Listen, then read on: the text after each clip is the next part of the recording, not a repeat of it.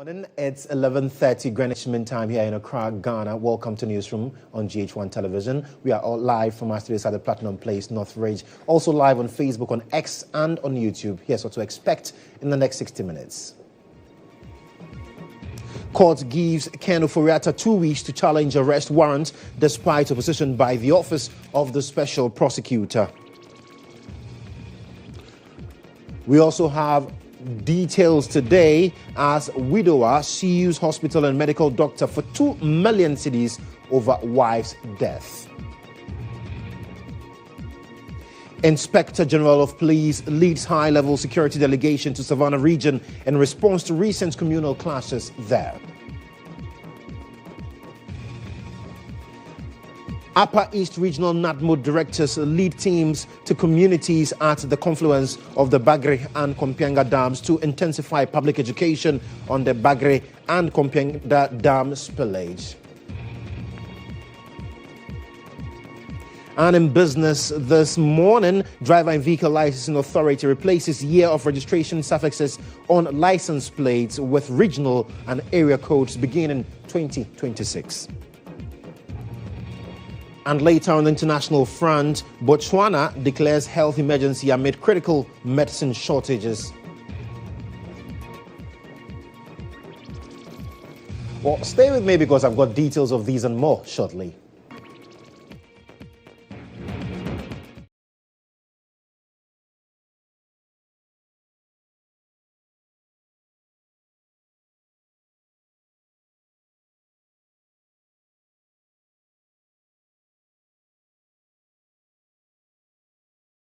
For your company this morning, I am Joshua Kodjo Mensah.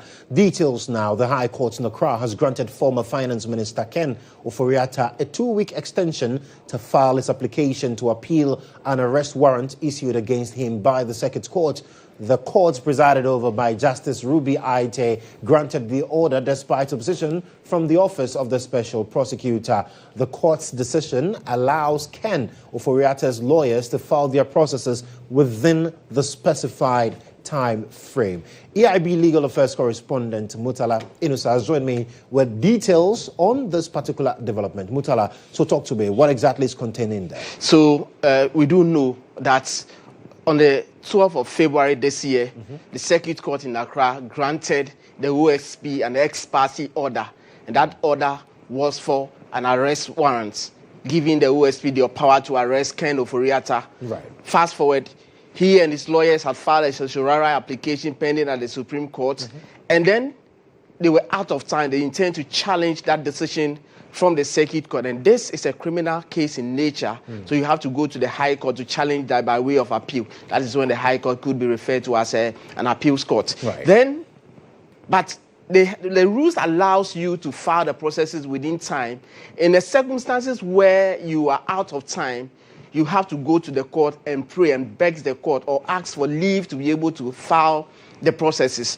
This morning at 11:02 a.m., the lawyers of Ken Ofori-Atta and, of course, officers, representative of the Office of the Special Prosecutor, met at the High Court, Criminal Court 2. And notice that we are in the vacation court. Yeah. So the High Court sitting in Accra are sitting virtually. So in the comfort of their own offices, in fact, Ken Ofori-Atta was physically absent per what happened. Even though it was virtual. Absolutely, even though it was virtual. He was physically absent. Right. Then lawyers for Ken Ofori-Atta, Frank Asamoah, they were holding, he was holding brief for Justice Kusi Menka Prembo. Then lawyers for OSP, Maureen Mfa Bansa, she represented the Office of the Attorney General. Then the court was clear. Justice Ruby Aite said, look, I have read all the processes filed. First of all, the court even inquired from them whether, from the lawyers of Ken Ofori-Atta, if they have received OSP's affidavit in opposition, which they indicated that yes, they have.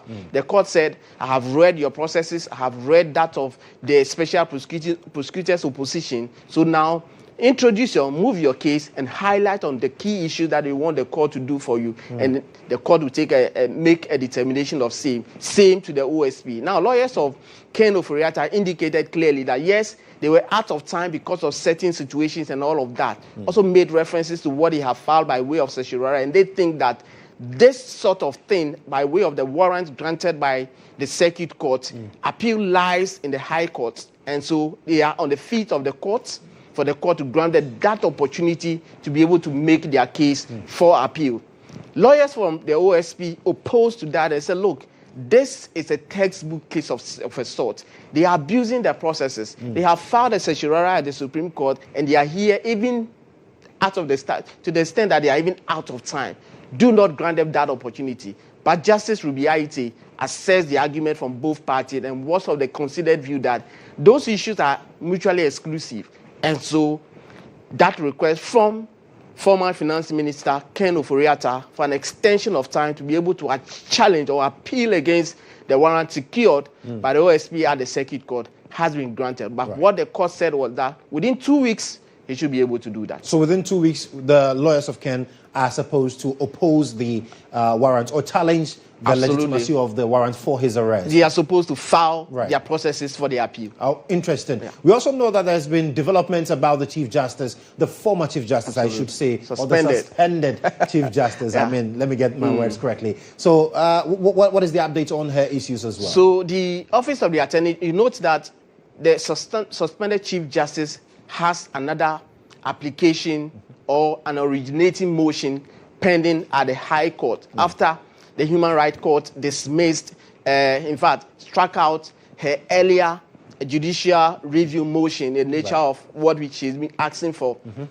asking for, let's say, she's alleging some human rights violation. The Human Rights Court said, look, I do not have the jurisdiction. It is an abuse of court process because the same issues you are asking for, reliefs you are asking for, are properly pending before the Supreme Court. So that was dealt with. Fast forward, she initiated another one this time around. You note that we were told that the petitions were 3. She's challenging that from Shining Star. What she is saying was that that is not a recognized a company that was registered. So it's an inconsistent, an illegal institution. And so she's asking the High Court to look at that and probably strike that particular petition out of what is before the committee. Today, in fact, fast forward, the Office of the Attorney General also filed a counter motion seeking the High Court to strike it out. Today, Justice John Nyedu-Nyante also virtually was a virtual court sitting yet again, listened to argument. In fact, when the case was called, it appeared that the Lady Chief Justice and her lawyers had filed an opposition to what the AG is urging the High Court to do by way of striking it out. And fast forward, that case has been adjourned to the 4th of September because the AG was not served with the processes. So that is what is happening in relation to the Chief Justice's motion at the High Court. Quite interesting. Musala, thank you so much for the updates there. But let's stay within the remits of legal matters because a grieving husband has filed a lawsuit at the High Court against one Dr. Clement Opong, a medical doctor employed at the Ashaiman Municipal Hospital and its private health facility, Grace Yard Hospital, for allegedly breaching their duty of care, leading to the untimely death of his wife due to medical negligence. Now, the plaintiff, Clement Frimpong, per his suit, is alleging professional misconduct and negligence by the defendants, leading to the death of his wife, Naomi Ochiri. In a statement of claims to the action filed on August 25 by his lawyers, he stated that his wife attended regular antenatal care at the Ashaiman Municipal Hospital under the care of Dr. Opong. But, however, Dr. Opong directed the couple to his private facility, which is Grace Yard Hospital, for more effective and personalized medical attention. Now, he claims that his wife was admitted to Grace Yard Hospital on November 7, 2024, and underwent a cesarean section on November 8, 2024. But she developed complications, including anemia, and was subjected to repeated blood transfusions over 4 days without showing significant improvement. Fortunately, he has joined us on phones to have a conversation on this particular development. And he will be speaking to you, but then I would also bring you the interpretation in English. What joining area? Really, again, I will share a free court hall.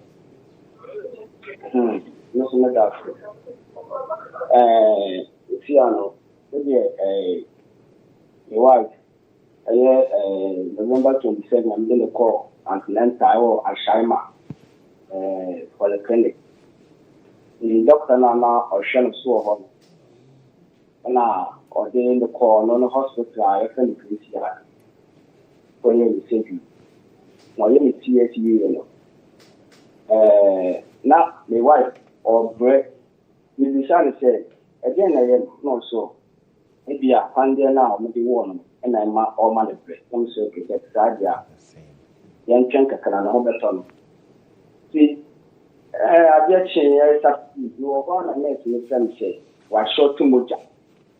And I'm rushing and I'm the coach hospital. The local hospital in this family say, now, I'm going to see us and maybe to Nana, also the motor game too. And I'm saying, now, what's the killing? Not saying, no, so I'm calling the yes, and yes. But I'm only the entire wash or two, and he would the young to move your man. Now, where you're okay. And I told him the man. I say, the Mojana man, we are, sir. Only Mojaki. Now, since the Funa, one yard, I didn't for my CS Yakra. Yes, Monica Siana, and almost all my checky, yes, and I soon checky, I shall the cry a yellow. And I never changed Sandy. And I'm Mamma San Tomojakin, yes, I had a man, Sandy. I say, every so, I'm a wife on, or I can see, I say, the night now, the work I see, big Pierre, I can see, the Johnson map. The big Pierre, this is Pierre, on New Coast and me a shoe. And see, almost I delay Monday. And I say, Dr. Naka, so, then fun. Now, yeah, on one my return letter to the book, and you didn't call. You didn't call to them. You didn't go to you, and I almost a Jane said, Young go to Mojamla, and I'm going to Mojam, the ass on my ship. Before, yeah, you be a mom, you now. On the cat, I just think you go pay dinner, and I get channel about the same result. And I didn't know, and I got from the staff and said, Mensah back here. Hospital, I could be home. Look away now, originally say, the end of tunnel, operational year, or Chadi, oh, the young to know, one pump, and to Moja, I didn't any Moja no what it is, I didn't shield with him. Sama, the kidneys in I say, so most try and convey it, Nanka, or Tinada, Adam, but essentially the kidneys in I say, when to me, I answer by the kidney or we. And Clement, Samituasia here, whenever you drew Kolebuno, a honey, a catcher will say, baby, I only free buy and process now a year one so no, Yanni ye, Antina, the CAC. That's the patch on. And to say, a dang putting now, or she say, Mranabema won Saka. And to see, my wife and you clear, so we jump for Dami and Sa, and Miami and Sa. Kids away from the piano, maybe Diamone, may cry Bassa, any Omaki, almost from Atabe Bassa. And then I may say, I mix Mamma attention, said the Baya, let me be erasing Kodam. That's it. Right. Well, Clement. Medasi Bibre, thank you so much for speaking to us. So basically he's saying that yes, he took his wife to the Sharman hospital. There were complications and the said doctor directed him to take his wife to a private health facility, which is apparently owned by the same doctor. But then after the cesarean section, his wife bled profusely, later transferred to Kolebu Hospital, where he was told that the procedure, the cesarean section that was carried out on his wife was not done properly, for which reason the wife bled and then lost her life. Now, he's demanding 1.5 million cedis for the wrongful death of his wife and also 500,000 Ghana cedis for the upkeep of the newborn and siblings. And so that's the story there. We'll keep an eye on this particular development and bring you updates as and when we do have more on it. But let's move on to some other stories. Let me take you up north, where Inspector General of Police Christian GHOne has led a high-level security delegation to the Savannah region in response to recent communal clashes that left several people dead. Now, it follows beefed up security in areas including Sola, Binyere, and Guinere in the Savannah region. In a joint effort with the Ghana Armed Forces and other key stakeholders, additional personnel have been deployed to restore calm and protect lives and property. Residents have been urged to remain cooperate with security agencies as efforts continue to secure lasting peace. Now, let's get to the area. Our reporter on the grounds is joining us with details of what is happening currently. So what can you report to us about the situation currently on the grounds following the visit of the IGP? Thank you very much for your listening here. It's actually true that this communal conflict of two clash tribal has been to each other for almost 3 days ago. But currently, calm has restored in these three communities we are talking. You were asking of Beniri. That was where this incident began, and another community called Kalba, and another sub community close to Beniri called Sanjeri. As of yesterday, 2 o'clock, there were still more hot pressure that has been mounted in this community. But currently, the IGP is in a closed-door meeting with the regional RISEC, and a joint meeting with the DISEC from South Kalba. So the Parliament Chief of Bole traditional area currently have also into Sola to meet the Solara with the Kalba Chief to make sure that all the men inside the communities with their guns have been silenced down with everything they are doing. If you come here, so far arrests that have been the people who have been arrested by the police service personnel are 5, and over 23 people have been seriously injured who are currently at the Solar, and some of them being moved to some Wa and Bole.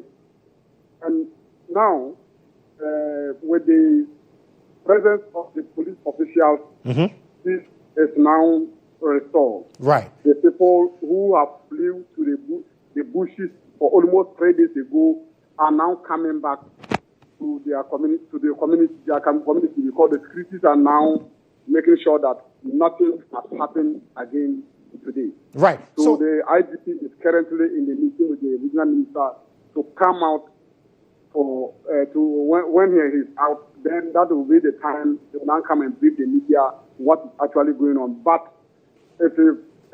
what happened next was that the Red Cross has also been charged by the RISEC to go and get tanks.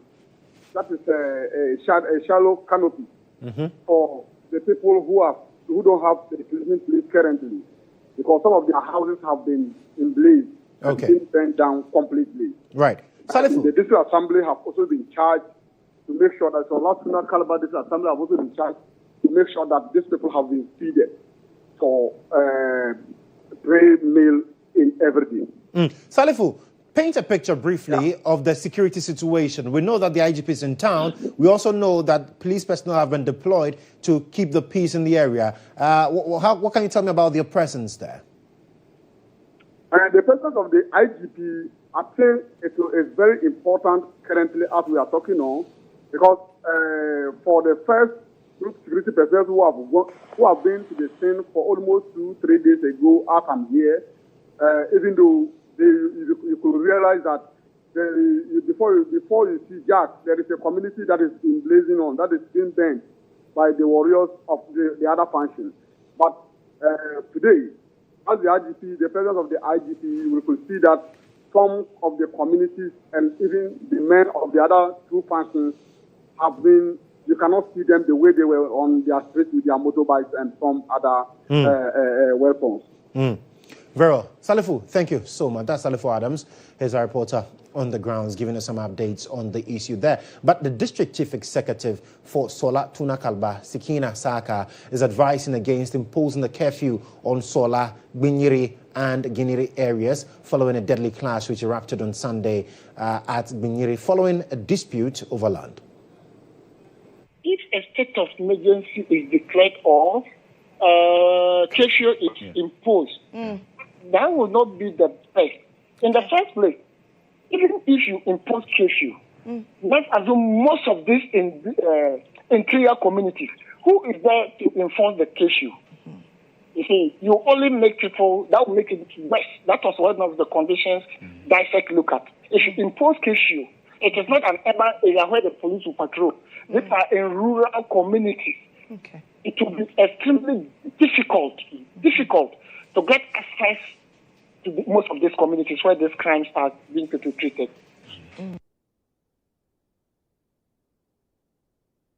Well, the DC also revealed that the police had to release some 6 suspects who were arrested earlier in connection with the unrest after residents threatened to burn down the police station. He spoke earlier on GH Today. Currently, the situation is relatively calm. And the only thing is that it is difficult to predict. This is because most of the unrest takes place in the interior areas as we speak. On Saturday, 5 people. Yesterday, 5. Okay. In fact, the conflict has escalated to part of Bole Bamboy. Solatuna Kalba share boundaries with Bole Bamboy. Yes, and yesterday, out of the 5, 2 were killed in Bole Bamboy district. But it will be difficult to get military in almost every village, the way we are scattered. And as I speak, most of these villages are deserted. Even the district capital here, most people have started leaving last night up to now. One of the painful decisions we took yesterday was to release all arrested people. The police arrested 6 people. But painfully, we have to release those people because the unrest continued. One of the conditions was that if we don't release, they will burn down the police station. And their numbers were great. And some key individuals who were arrested, they were prepared to do everything if we don't release them. We thought it wise to release them to calm down the tension. And I'm very sure that is one of the things that helped us to calm down the tension. Well, so that's the DC for the area, but let's get over the phone lines now and speak to National Coordinator for the West African Network for Peace Building, Albert Yeliang. Mr. Yeliang, thank you so much for your time. So, police forced to release 6 suspects because residents threatened to burn down the police station. How worrying is that development?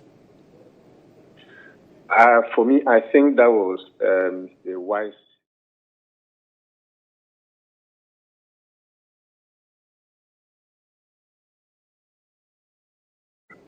If we have a number of people who are issuing threats, and obviously, in terms of your manpower, you cannot contain the situation. And against the people who are incensed, it is prudent for you to adopt a certain strategy, and a kind of diplomacy, in order that you don't have the reaction that would have been, would have occurred. And don't forget, it wouldn't be only against the police stations that they threatened to attack. Right. It would have also been to other, locations, and that would have further transcended the conflict beyond where it is now.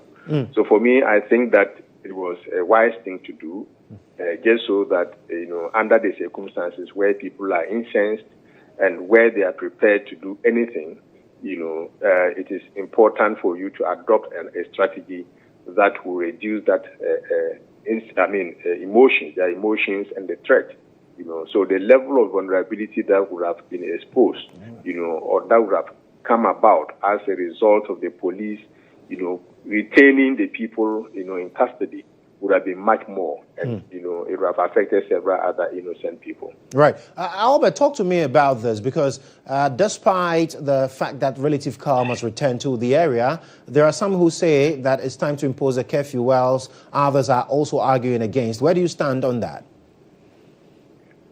If you impose a curfew, if you know the landscape, of the area, it can be quite difficult because the people will not be attacking just within the townships, of these communities. They would probably be targeting people, outside the township where they believe that the security cannot be there, and that's where the difficulty is.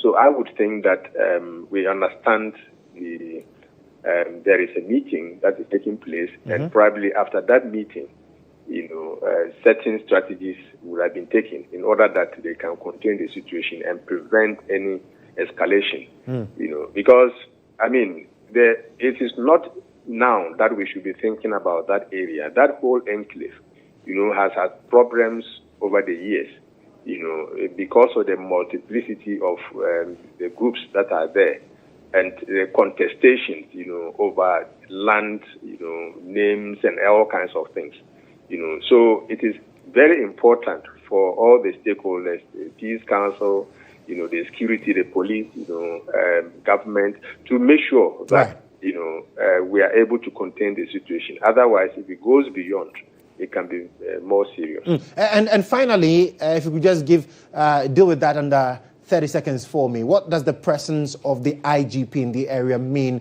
to dealing with the matter there? I think that the IGP's presence in the area would first and foremost enable him to have first-hand information on the ground, direct conversation with his men and women on the ground, and then also other people that are, who matter, So we have all the security capos of the region and the district in that area. Then we have leadership of these people, understanding the terrain, and the kind of dynamics that are unfolding or that took place would enable him to have a better, decision to take and guidance on the men on the ground. Right. Very well. Thank you so much. Albert Yeliang is the National Coordinator for GHOne. Now, the Upper East Regional Director of NADMO, Rebecca Ashmao-Akologo, has led a team to communities at the confluence of the Bagre and Kompianga dams, including Galaka and Sapeliga in the Boko West District, to intensify public education on the Bagre and Kompianga dam spillage. During the visit, the NADMO Director also advised residents to stay away from buffer zones and move to safer ground, stressing that NADMO continues to receive daily updates from Burkinabe authorities on the water situation. District Chief Executive for Boko West, James Ayamwego, also warned farmers not to risk their lives salvaging crops when the water is spilled. He assured affected residents of government's intervention to mitigate losses. Several communities in Sapeliga, Galaka, Guzongo, Kobore, Timonde, and surrounding districts have been identified as risk-prone areas, with NADMO calling for urgent cooperation from chiefs, assembly members, and local leaders to protect lives and property. Joseph Anaba is an assembly member in one of the affected communities.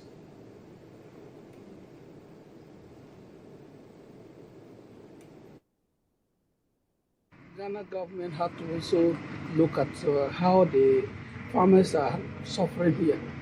Why am I saying so? If you look at it, every year, there is no a single year. To me, I suggest about 10 years now, the people are still, they will do their best that at the end that they will lose what they had. Even though we advise farmers to farm again, it's because of the rain pattern. At times, we know if it rains between April, May, and then that is where the farmer can start early and they harvest early. But this is the case today. This year we started around even almost July that we started. So how would they do a harvest? And this is where the olive farm land that they farm. And then from here there is this place is Apoko. We call here Apoko up to Aso. It's about. Well, let's now listen to Rebecca Ashmao-Akologo, who is also the Upper East Regional Director of NADMO, on the situation. The situation for now is calm. Everything is under control. The water level is under control. We understood they have opened since morning. And so we are here with our local divers, our DVGs, and that of the zonal coordinators to ensure close monitoring of the process. We have also been able to engage with the farmers and the fishermen along the White Volta River here. We have been able to sensitize them effectively on the need to immediately evacuate to higher grounds or to safer places, so that after the spillage, they may return to their various homes and activities. We have also educated those who paddle the canoes across the river to immediately stop, because any moment from now, the water may enter, may come to Ghana, which would have adverse effects on their lives. Quite apart from that, we have been able to engage the chief and that of the assembly member and all key community stakeholders to give us their full support. Without their support, we know NADMO alone cannot achieve this without the support of the key stakeholders of the community. We have been able to successfully engage with them. They have also assured us that they will keep close monitoring to ensure that even cowboys who loiter around the river will leave immediately with an immediate effect. Farmers whom we have just finished with engaging them assured us that they are leaving the place with an immediate effect. And also fishermen who are here said they will leave the place in order for us to have a minimal impact of the spillage.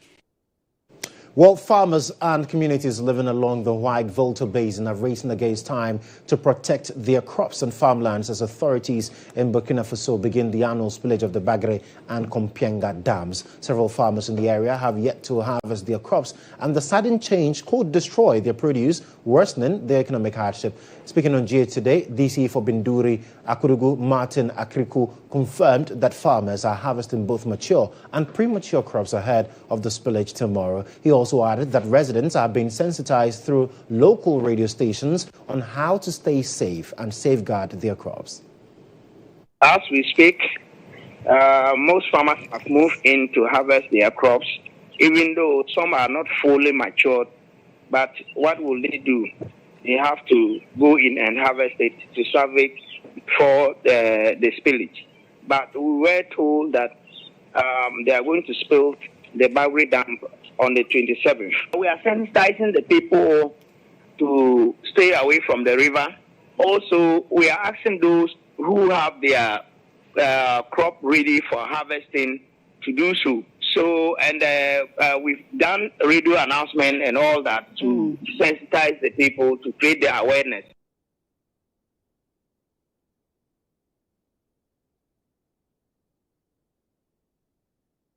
Well, the DCE further urged the Mahama-led administration to ensure the completion of the Pualugu multipurpose dam. This, it says, will help mitigate the effects of spillages.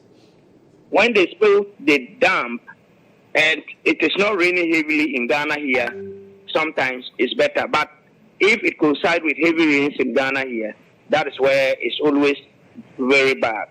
We should find a way of harvesting the water. In fact, to be used in the dry season for other utilities. Otherwise, the water is even, Burkina has been able to do this, but I think previous government have talked about this Pualugu multipurpose dam, which we didn't see. But I think that as a government, we need to look at it critically and find a way of harvesting the water.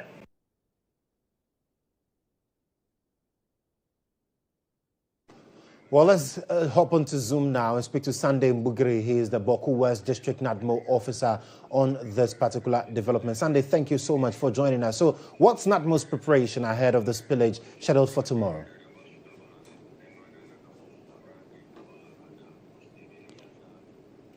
Right. So we lost Sunday there, but we'll get Sunday back. Well, okay. Sunday has joined us via phone lines now. Sunday, can you hear me? Yes, I can hear you. Fantastic. Right. So I'm asking what NADMO's preparation is ahead of the spillage tomorrow. I think NADMO, Boku West, were well prepared. I think on last week Sunday morning, I was at the dam, the entry point, and I engaged farmers, I engaged community leaders, specifically Sapelaga Galaka, we have Tamonde, we have Yarugu, we have Kobure. These are communities from the Boku West which are to be affected by this spillage. So yesterday again, I was at the entry point with my regional NADMO director. I was also there with the district chief executive of Boku West and the police commander of the district with their team. So we were able to meet farmers in groups from these communities that have just mentioned. Then we were able to sensitize them on the dangers ahead of that. Then most of us promised to move away from the water. And today, I've also made contact to the canoe drivers on the dam, then they have told me that it's still normal. But I know by 1 to 2, the water will trickle into the dam, especially the entry side. Right. So these are future. We have also engaged media houses, radios, announcements. We have done that, and I know farmers have adhered to this call. Then they have moved their animals. They have even stopped their children from moving towards the dam site. Because earlier there were concerns that some had to prematurely harvest their crops and all of that. Yes, exactly. That's what we have done. Yesterday when we were there, people were tarring their crops, even though they were not matured, but they have to. Because what is coming is something that we will not be able to handle. And they actually understand, then they are taking the crops away. And so will you say people there are ready for the spillage tomorrow? Yes, absolutely. They are. The farmers are there, the cowboys, the surfers. Most of them are prepared. Opinion leaders. Yesterday we engaged most of the chiefs there, then announced and engaged most of the farmers to stay away. And I know they are well prepared. Absolutely. Well, thank you so much, Sunday, for speaking to us. He says that people are well prepared, but then some of you have also been sharing your thoughts with us on this development on social media. Nana Ama Aqua is joining me with some of your comments on social media. Nana, so how is social media shaping up like on this conversation?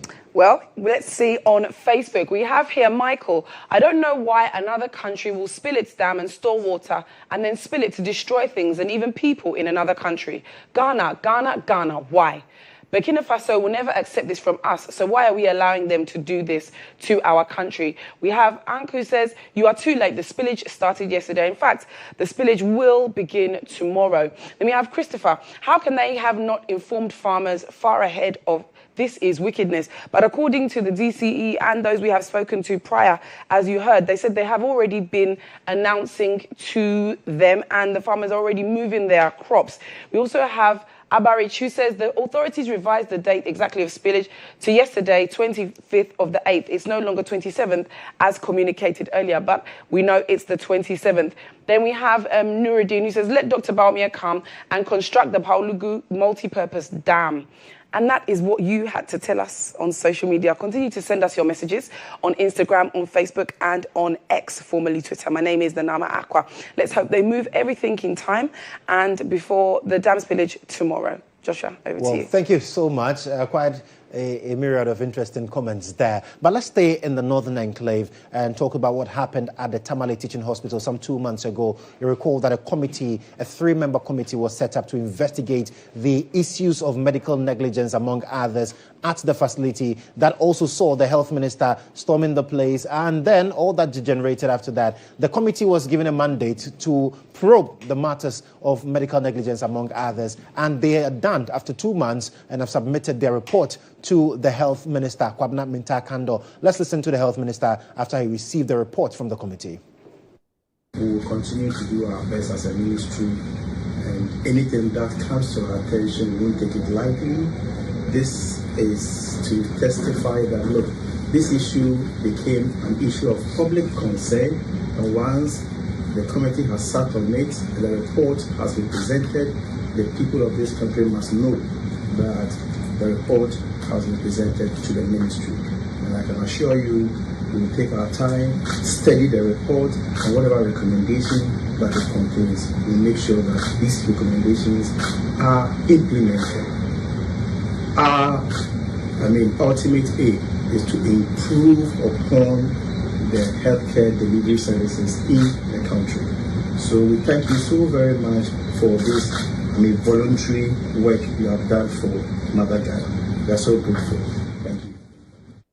Well, you're still watching Newsroom here on GHOne Television. Let's do business.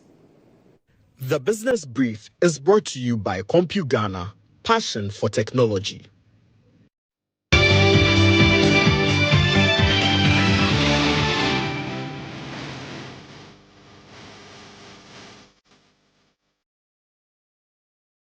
Well, in business this afternoon, beginning in 2026, the Driver and Vehicle Licensing Authority, DVLA, will replace year of registration suffixes on license plates with regional and area codes. Now, according to the authority, the move aims to ease pressure on DVLA officers at the start of each licensing year and reduce the circulation of defective vehicle DV plates. Now, Zulea Nuhu reports.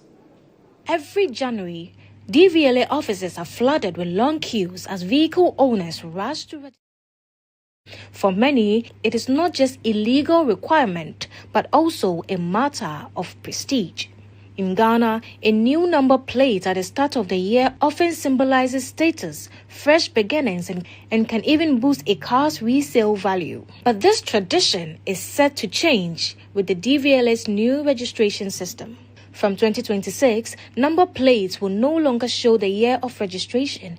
Instead, they will carry regional and area codes indicating where the vehicle was registered.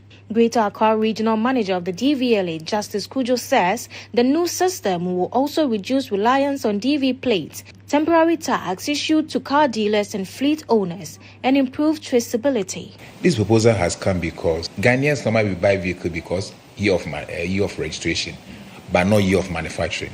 So because of that, people sometimes feels like when my car is registered in 2025 and 2027, when I'm selling it, the value of the vehicle will be drastically low. So because they want to use the DV plate to use on it. What even causes a lot of trouble is the DV plate that people even use. Sometimes you might also see a DV car or DV plate used vehicle, thinking that the vehicle was just imported into the country just a few months ago, but that car has been driven on a wrong terrain, the road, the properties as said, but they still sell it for you on a high price. Also to help us to take away some of the fictitious number plate, which is also still in circulation. For car dealers, the change could reshape the market. While some believe it will clamp down on fraudulent practices like passing off older cars as newly registered ones, others worry it could dampen sales since buyers often prefer a car with a brand new plate. To affect our business in the way because of the changes. So normally people are buying cars because of the years and the numbers. Now that they are going to change it, it will affect us in the way. For us, we can't tell, but the customers, the year is important to them. As a businessman or specifically as a car dealer, sometimes we encounter situations like the cars being already used here but not registered, and later the person might register it as a new number for you to know it's new, but it might not. So I think these policies will help us being able to know the good cars that has been in recently and the ones that has been in maybe for a decade or maybe for some time. So to me, I think it's a great policy though. It's okay, but they should also look at the DP and then the DV plates for us also. Vehicle owners like Elliot, however, welcome the change. He believes it will enhance safety and curb the unnecessary show-off that comes with owning a current plate. The year behind it, showing the year you register the car, is just a fantasy, I may call it. Because, you can have a DP plate. And because of your own gain or some kind of fashion and stuff, you want to wait till you register it in the next year to gain fame or something.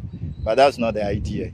The idea is about your own safety of the vehicle. The DVLA's new system has sparked mixed reactions. Supporters say it will make registration safer and more transparent. Critics fear it may affect car sales. What remains to be seen is how much it will truly reshape Ghana's car market. Well, President John Dramani Mahama has disclosed that trade between Ghana and Singapore hit $250 million in 2024, with prospects for further expansion as investment flows increase in the coming years. Speaking to government leaders and business executives at the 8th Africa-Singapore Business Forum on Tuesday, President Mahama said the development shows fresh opportunities for Ghana and the wider West African region as the country works to strengthen its partnership with Asia. Africa and Singapore must be champions of open markets, trusted rules, trade rules, and practical partnerships that deliver jobs, technology transfer, and shared prosperity for our people.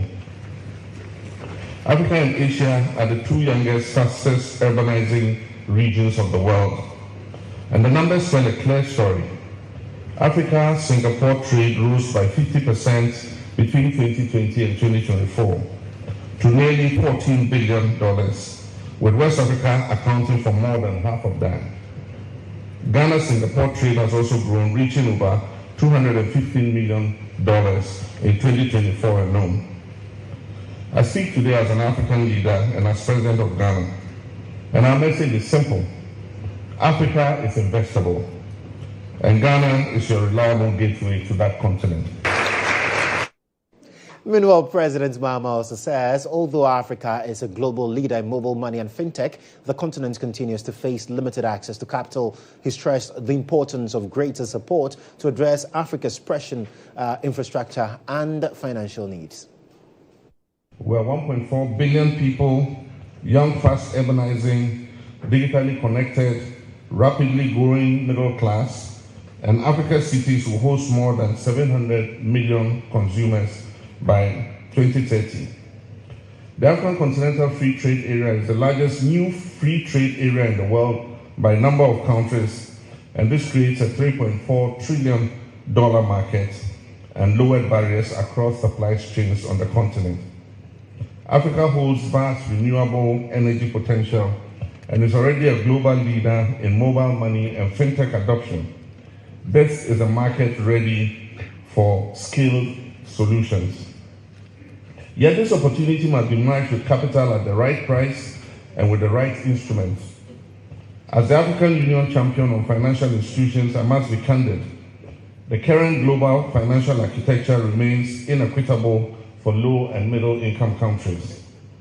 Africa faces an annual financing gap estimated at $1.3 trillion. Infrastructure needs alone run between 181 and $221 billion per year.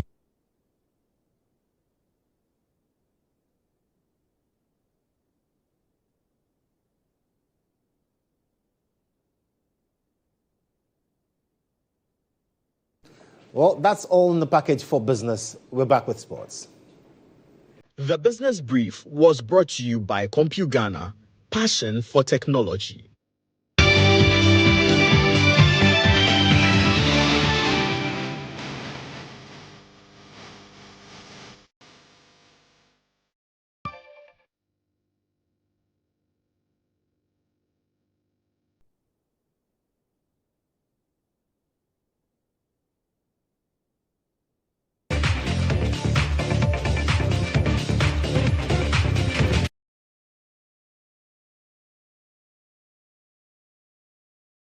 Nana Ama Ajima. Now, former Black Stars player Yusuf Chefsa has urged handlers of the teams that played in the Galka Top 4 tournament to take good care of the players. Speaking on the game on GHOne TV, Yusuf Chefsa expressed optimism over the quality of football expected for the upcoming Ghana Premier League season on the back of games witnessed in the Galka Top 4 tournament.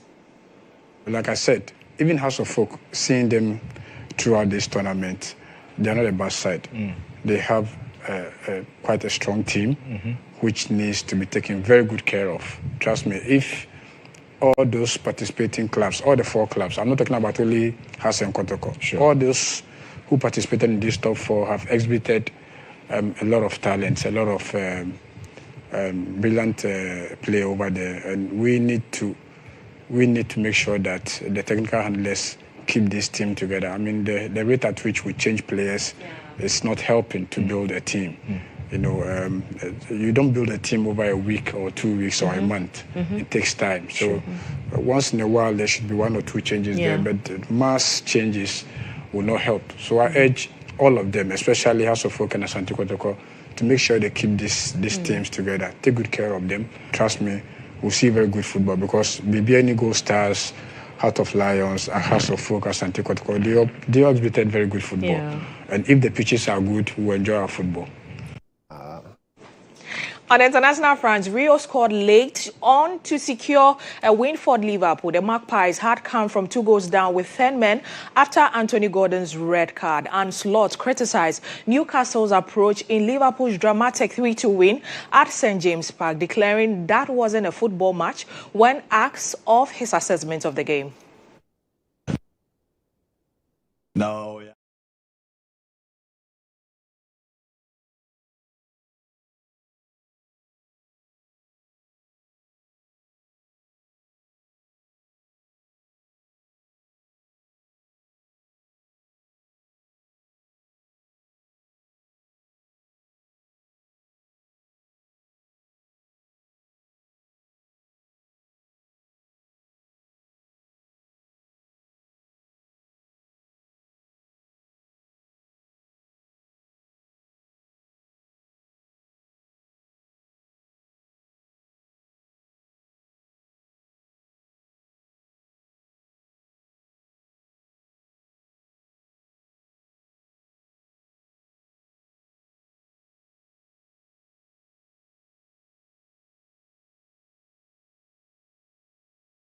Here on Newsroom, I am Nana Ama Ajman. Back to you, Joshua. Thank you, Nana Amajiman, for serving us the latest in the world of sports. Let's check out what is happening elsewhere.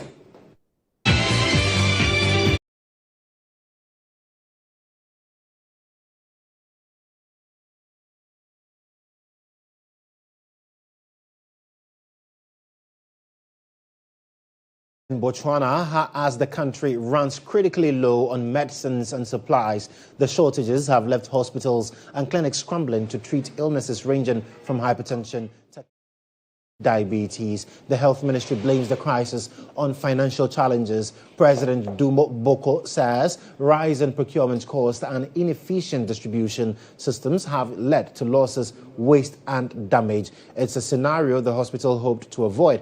Back in early August, the health ministry warned of depleting stock and postponed all non-urgent surgeries. Now, since then, the finance ministry has approved 250 million pula, around $17.35 million in emergency funds for medical supplies. Botswana's budget has been under pressure this year, largely due to a prolonged slump in the global diamond market. The country is the world's top producer of diamonds by value. Meanwhile, U.S. President Donald Trump cut health funding to Botswana though it's unclear if that's linked to the current crisis.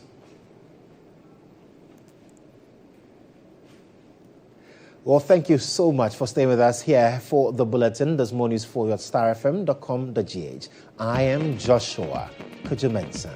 Good afternoon.